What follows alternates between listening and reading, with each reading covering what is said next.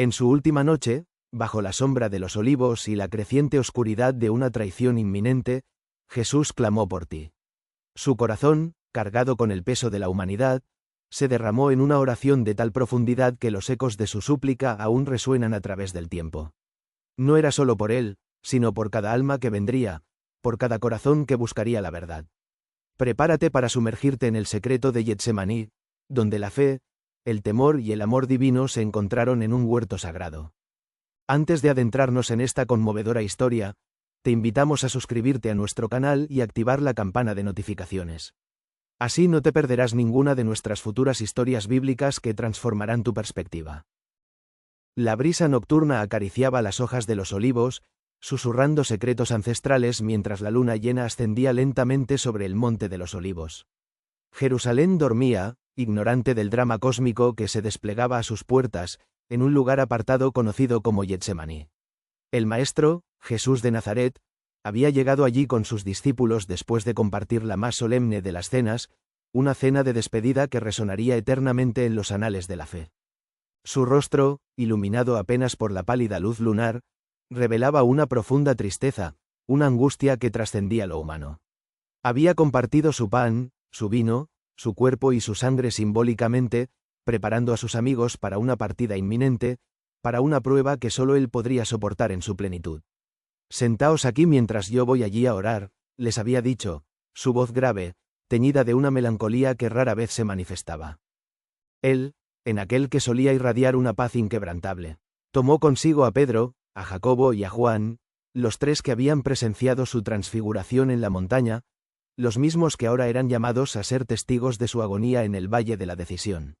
Se adentraron un poco más en la oscuridad, dejando atrás a los otros, como si el peso de lo que estaba por venir fuera demasiado para que todos lo contemplaran. En ese huerto, donde la fragancia de las flores se mezclaba con el aroma terroso de la tierra, la soledad comenzó a envolver al Hijo del Hombre. Una opresión indescriptible se apoderó de su espíritu. «Mi alma está muy triste, hasta la muerte», confesó a sus tres compañeros más cercanos, una declaración que destrozaba la imagen de invencibilidad que a menudo le atribuían. El Hijo de Dios, aquel que sanaba a los enfermos y resucitaba a los muertos, sentía la punzada del miedo y la desolación. «Quedaos aquí y velad conmigo», les imploró, una súplica que revelaba su necesidad de compañía en el umbral de su prueba más grande. Era una petición humilde, un reconocimiento de su humanidad plena, de la necesidad de apoyo en la hora más oscura. Su corazón anhelaba la presencia de aquellos a quienes había amado y enseñado, incluso si no podían comprender completamente la magnitud de su sufrimiento. El silencio de Getsemaní, que antes había sido testigo de una lucha divina y una entrega sublime, fue abruptamente desgarrado por un ruido que se acercaba. El crujido de hojas secas bajo innumerables pies, el tintineo de armas, el brillo incierto de antorchas danzando en la oscuridad. Jesús, con su alma ya en paz y su rostro iluminado por una determinación serena, no mostró sorpresa. Sus palabras a los discípulos aún resonaban. «He aquí, se acerca el que me entrega». Y en efecto, allí estaba, al frente de una multitud heterogénea, Judas Iscariote. No venía solo, con él, una cohorte de soldados romanos, sus armaduras brillando amenazadoramente bajo la luz de las antorchas, y siervos de los principales sacerdotes y de los fariseos, hombres con rostros endurecidos por la autoridad y el rencor. Portaban espadas y palos, como si fueran a cazar a un criminal peligroso, un sedicioso, y no al maestro que había caminado entre ellos sanando y enseñando la verdad. La escena era irónica en su brutalidad, una demostración de la ceguera y la malevolencia humana frente a la luz divina. El plan de Judas era simple y perverso. Había acordado una señal con la multitud. «Al que yo bese, ese es, prendedlo, y llevadle con seguridad». Este acto, el beso, símbolo universal de afecto y lealtad, se transformó en el instrumento de la más vil traición. La hipocresía se manifestaba en su forma más repugnante.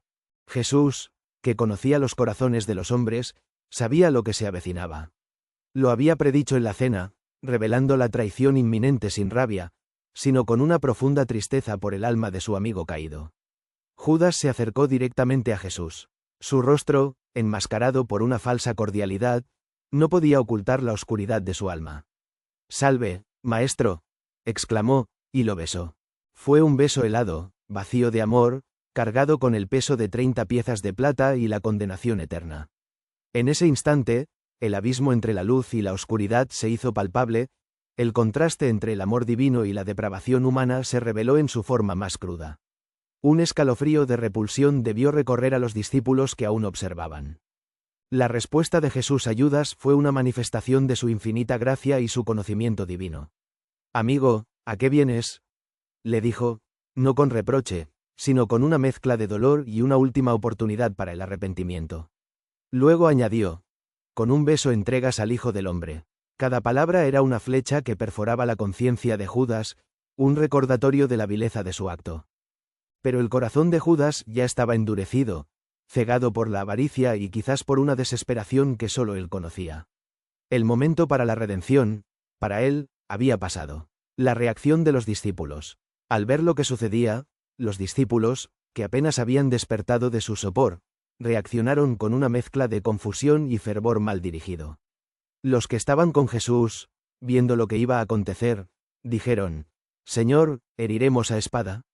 No habían comprendido la lección de Getsemaní, la de la entrega voluntaria, la de la sumisión a la voluntad divina por encima de la resistencia humana.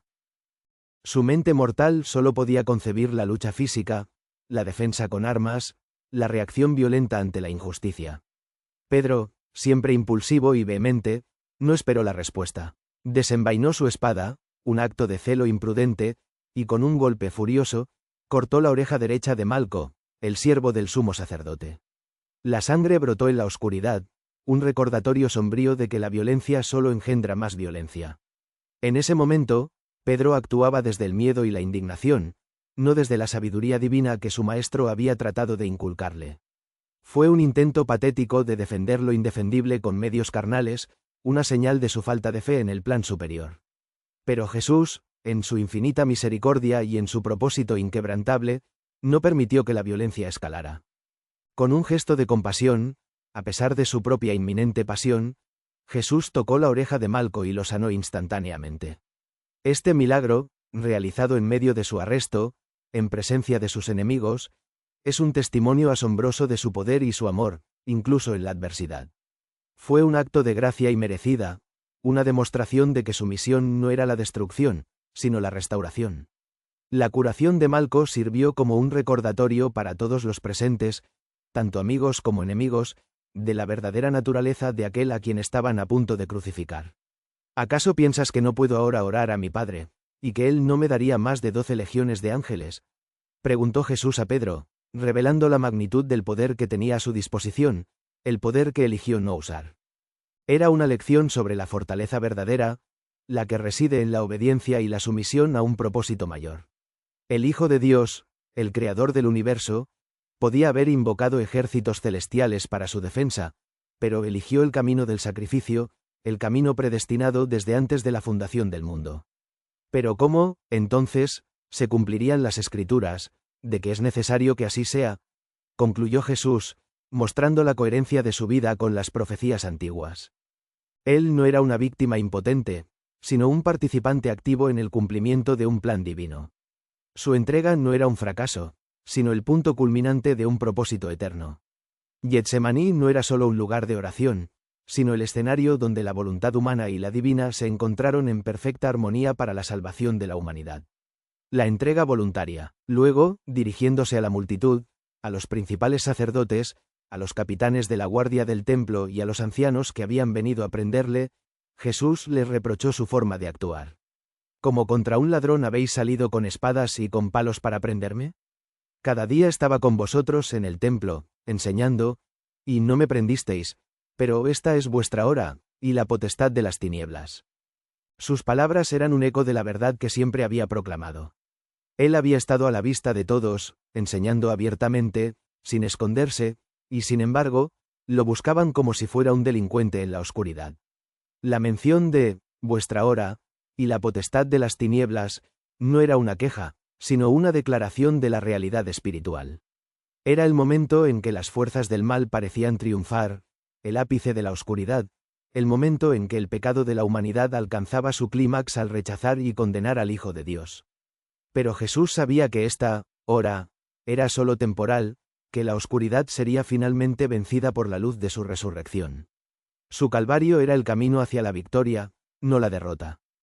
En ese momento, los discípulos, asustados y confundidos, hicieron lo que muchos harían ante un peligro inminente: le abandonaron y huyeron. Pedro, quien segundos antes había empuñado una espada con valentía, ahora también huyó, temeroso por su propia vida. La promesa de estar con él hasta la muerte se desvaneció ante la inminencia del peligro. Esta huida subraya la soledad de Jesús en su momento más crítico, la completa entrega de sí mismo sin el apoyo humano que había pedido en Getsemaní. Su camino hacia la cruz sería un camino solitario, cargado solo por su amor y su obediencia al Padre. Así, rodeado por los soldados y los siervos de los sacerdotes, Jesús se dejó prender. No hubo resistencia, no hubo forcejeos. Sus manos fueron atadas, no por la fuerza de sus captores, sino por su propia voluntad de someterse. Fue un acto de rendición consciente, el cumplimiento de un propósito divino que había planeado desde la eternidad. La imagen del cordero que es llevado al matadero sin abrir su boca se materializaba en ese huerto, bajo la luz de la luna que una vez fue testigo de su profunda oración. Los hombres lo sujetaron con firmeza. La crudeza de las cuerdas, la brusquedad de los captores contrastaban con la calma sobrenatural del prisionero. Se lo llevaron, arrancándolo de la quietud del huerto, para ser arrastrado por una serie de juicios injustos.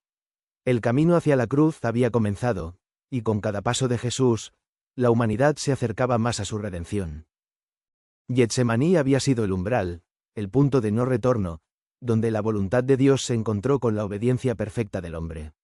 El silencio volvió a caer sobre Getsemaní, un silencio cargado de la ausencia. Los olivos, mudos testigos, permanecieron de pie, sus ramas meciéndose suavemente con la brisa, como si lamentaran el acto de traición y la partida de aquel que había orado con tanta agonía entre ellas. La luna seguía en lo alto, ahora iluminando un espacio vacío, pero un espacio para siempre marcado por la oración más profunda que jamás se haya pronunciado. La primera fase de la pasión había concluido, pero el verdadero sufrimiento apenas comenzaba, un sufrimiento que culminaría en la cima del Calvario.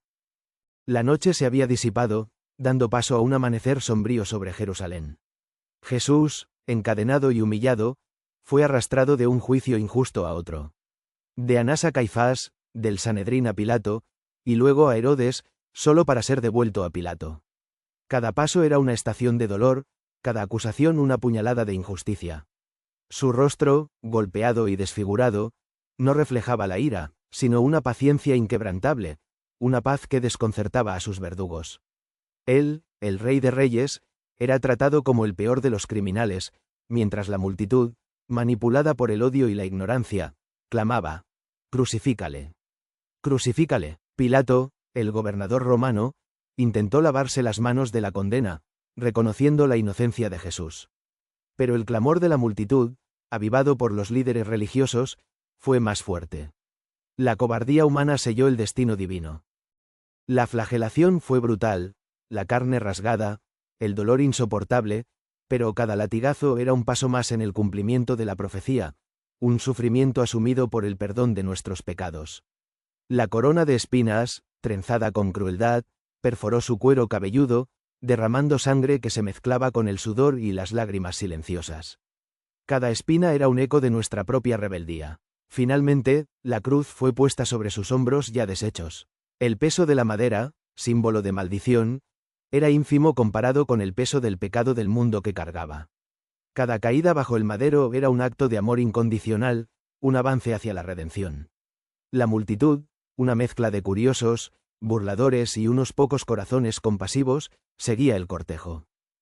Las mujeres de Jerusalén lloraban por él, pero Jesús, a pesar de su propio tormento, las consoló, recordándoles que debían llorar por ellas mismas y por sus hijos, por el juicio venidero que se cernía sobre una ciudad que no había reconocido a su Salvador. El Gólgota, la colina de la calavera, se erigía ominosa bajo un cielo que comenzaba a oscurecerse. Allí, entre dos ladrones, fue crucificado. Sus manos y pies fueron clavados a la madera, un dolor excruciante que paralizó su cuerpo, pero no su espíritu. El acto de crucifixión era la máxima expresión de humillación y sufrimiento, un espectáculo público de tortura diseñado para quebrar la voluntad. Pero la voluntad de Jesús no se quebró, se sometió en obediencia perfecta. Las últimas palabras y la victoria. Colgado en la cruz, con el aliento a duras penas, Jesús no profirió maldiciones ni lamentos. Sus primeras palabras desde el madero fueron una oración de intercesión por sus verdugos: Padre, perdónalos, porque no saben lo que hacen. Esta súplica, pronunciada en medio de su agonía, es la cúspide de la misericordia divina, una muestra de amor que trasciende la comprensión humana. Incluso en su momento más oscuro, su corazón clamaba por la salvación de aquellos que lo estaban matando. Las horas pasaron, la luz del sol se desvaneció, y una oscuridad sobrenatural cubrió toda la tierra desde la hora sexta hasta la novena. No era un eclipse natural, sino un velo de luto cósmico, un reflejo del horror que se vivía en la cruz. Dios mismo parecía apartar su rostro ante la magnitud del pecado cargado por su Hijo. Dios mío, ¿por qué me has desamparado?, clamó Jesús, expresando la terrible realidad de la separación de la comunión perfecta con el Padre mientras cargaba con la depravación humana. Fue la cumbre de su agonía, un sufrimiento espiritual que superaba con creces el dolor físico. Luego, pensando en su madre, en medio de su sufrimiento, la encomendó a Juan, su discípulo amado. Mujer, he ahí tu hijo, y a Juan, he ahí tu madre. Un acto de amor filial, incluso en la inminencia de la muerte, demostrando su preocupación por aquellos a quienes amaba en la tierra. Más tarde, sintiendo la sed ardiente que le consumía, dijo: Tengo sed, cumpliendo otra profecía.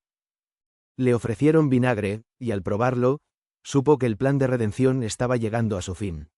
Con un grito poderoso, Jesús exclamó: Consumado es. Esta frase no era un lamento, sino un grito de victoria, una declaración triunfal. Significaba que la obra de la salvación estaba completa, que el precio por el pecado había sido pagado en su totalidad, que el pacto de la gracia había sido sellado con su sangre. No era el final de su existencia, sino el inicio de una nueva era, la era de la redención para todo aquel que creyera. Su misión había sido cumplida a cabalidad, hasta la última letra de la ley y de las profecías. Finalmente, entregó su espíritu. Padre, en tus manos encomiendo mi espíritu. Con estas palabras de confianza y rendición, Jesús inclinó la cabeza y expiró. La tierra tembló, las rocas se partieron, el velo del templo se rasgó en dos de arriba abajo, simbolizando que el camino al Santo de los Santos, a la presencia de Dios, estaba ahora abierto para todos. La muerte de Jesús no fue una derrota, sino el acto supremo de amor y obediencia que abrió las puertas de la vida eterna para la humanidad. El secreto de Getsemaní, la oración de agonía y la entrega voluntaria, había culminado en el acto más redentor de la historia. Su sacrificio fue la culminación de un amor que desafía la comprensión, un amor que buscó y salvó a la humanidad de la oscuridad eterna. Amigo, si has llegado hasta aquí, es porque mi historia ha tocado tu corazón. Desde la agonía de Getsemaní, oré por ti, por tu fe, por tu salvación. En cada latigazo, en cada clavo, pensé en redimirte. Mi sacrificio fue para que tu alma encontrara paz y vida eterna. Mi amor te abraza. No dejes que este viaje de fe termine aquí. Suscríbete para descubrir más verdades que transformarán tu vida.